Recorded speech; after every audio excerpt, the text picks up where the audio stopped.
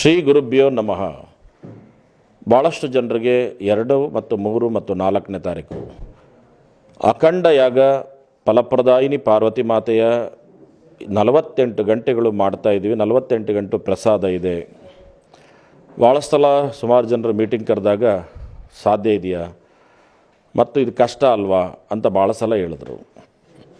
ಆದರೆ ನನಗೆ ಪ್ರೇರಣೆ ಏನು ಅಂತಂದರೆ, ನಾನು ಯಾವಾಗಲೂ ತುಂಬ ಪ್ರೀತಿಸೋದಂದರೆ ನನ್ನ ದೇಶನ ಮತ್ತು ಧರ್ಮನ. ನನ್ನ ದೇಶ ಮತ್ತು ಧರ್ಮ ಚೆನ್ನಾಗಿರಬೇಕು, ಸಮೃದ್ಧಿಯಿಂದ ಇರಬೇಕು ಅನ್ನೋ ಚಿಂತನೆ ನನಗಿದ್ದಾಗ ಭಾಳಷ್ಟು ಅನಾಹುತಗಳು ಈ ದೇಶದಲ್ಲಿ ಮತ್ತು ವಿಶ್ವದಲ್ಲಿ ಆಗೋದರಿಂದ ಇಡೀ ವಿಶ್ವಕ್ಕೆ ಶಾಂತಿ ಸಿಕ್ಕಲಿ ಅನ್ನೋದಕ್ಕೋಸ್ಕರ ನಾನಿವತ್ತು ಈ ಅಖಂಡ ಯಾಗವನ್ನು ಮಾಡ್ತಾಯಿದ್ದೀವಿ. ಇವತ್ತು ಭೂಮಂಡಲದಲ್ಲಿ ಅನೇಕ ಭೂಕಂಪಗಳು ಆಗುವಂಥ ಸಾಧ್ಯತೆಗಳು ಮತ್ತು ಯುದ್ಧ ಆಗುವಂಥದ್ದು, ಭಯೋತ್ಪಾದಕರ ಒಂದು ಬಾಂಬ್ ಸ್ಫೋಟ ಆಗುವಂಥದ್ದು, ರೋಗ ರುಜಿನಗಳು ಬರುವಂಥದ್ದು, ಮಳೆ ನೀರಿಂದ ಅನಾಹುತ ಆಗುವಂಥದ್ದು, ಅತಿವೃಷ್ಟಿ ಆಗುವಂಥದ್ದು, ಬೆಟ್ಟ ಗುಡ್ಡಗಳು ಕುಸಿಯುವಂಥದ್ದು, ಇವೆಲ್ಲ ಇರೋದರಿಂದ ನಾಡಿಗೆ ಸಮಸ್ಯೆ ಇದೆ.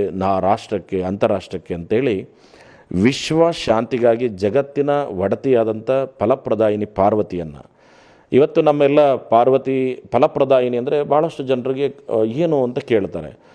ಎಲ್ಲ ದೇವತೆಗಳಿಗೂ ಇವತ್ತು 3 ಜನ, ಮಹಾಲಕ್ಷ್ಮಿಗೆ ವಿಷ್ಣು ತೊಡೆ ಮೇಲೆ ಅವಕಾಶವನ್ನು ಕೊಟ್ಟಂಥ ಸ್ಥಾನಮಾನ, ಶಾರದಾ ಮಾತೆಗೆ ಬ್ರಹ್ಮ ನಾಲಿಗೆ ಮೇಲೆ ಸ್ಥಾನಮಾನ ಕೊಟ್ಟಂಥ ಸಂದರ್ಭದಲ್ಲಿ ಪಾರ್ವತಿ ನೋಡಿ ಅವರಿಬ್ಬರು ಕೊಟ್ಟಿದ್ದಾರೆ, ನನಗೇನು ಕೊಡ್ತೀರಾ ಅಂದಾಗ ಅರ್ಧ ಶರೀರವನ್ನು ಕೊಟ್ಟಾಗ ಅವಳಿಗೆ ತುಂಬ ಸಂತೋಷ ಆಗ್ತದೆ ಅಮ್ಮನಿಗೆ. ಅದಾದಾಗ ಆ ಆನಂದ ಸ್ವರೂಪಿಣಿ ಆಗ್ತಾಳೆ ಮತ್ತು ವಿಶ್ವ ಸ್ವರೂಪಿಣಿ ಆಗ್ತಾಳೆ.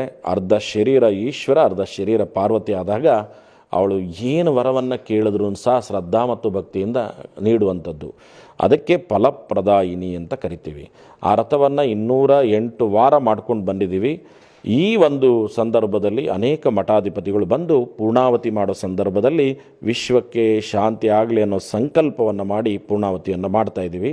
ಇದಕ್ಕೆ ಅನೇಕ ಪೂಜ್ಯರು, ಸಚ್ಚಿದಾನಂದ ಸ್ವಾಮೀಜಿಯವರು, ಅವಧೂತರು, ವಿನಯ್ ಗುರುಜಿಯವರು, ಇನ್ನೂ ವಚನಾನಂದ ಸ್ವಾಮೀಜಿಯವರು ಮತ್ತು ಭಗೀರಥ ಪೀಠದವರು, ಮಡಿವಾಳ ಪೀಠದವರು, ಆಮೇಲೆ ಈಡಿಗ ಪೀಠದ ಪೂಜ್ಯರುಗಳು, ಆಮೇಲೆ ನನ್ನ ಸ್ನೇಹಿತರುಗಳು ಉಕ್ಕೇರಿ ಸ್ವಾಮೀಜಿಯವರು, ಇನ್ನು ನಾಡಿನ ಉದ್ದಗಲಕ್ಕೂ ಅನೇಕ ಪೂಜ್ಯರು ಈ ಒಂದು ಸಮಾರಂಭಕ್ಕೆ ಬರ್ತಾ ಇದ್ದಾರೆ, ಬಂದು ಪೂರ್ಣಾವತಿ ಮಾಡ್ತಾ ಇದ್ದಾರೆ. ಮತ್ತು ಭಕ್ತಾದಿಗಳು ಈ ಒಂದು ಕಾರ್ಯಕ್ರಮಕ್ಕೆ ನಾವು ಪ್ರೀತಿಪೂರ್ವಕವಾಗಿ ಯಾರಾದರೂ ಪೂಜೆ ಕೂರುವಂಥವ್ರಾಗಿದ್ದರೆ ಮತ್ತು ಈ ಕಾರ್ಯಕ್ರಮಕ್ಕೆ ನಿತ್ಯ ಅಂದರೆ 48 ಗಂಟೆ ದಾಸೋಗಿರೋದ್ರಿಂದ ಯಾರಾದರೂ ಇದಕ್ಕೆ ಸಹಕಾರವನ್ನು ಪ್ರೀತಿಪೂರ್ವಕವಾಗಿ ಭಕ್ತಿಪೂರ್ವಕವಾಗಿ ಏನಾದರೂ ಮಾಡೋದಿದ್ದರೆ ಮಾಡ್ಬೋದು.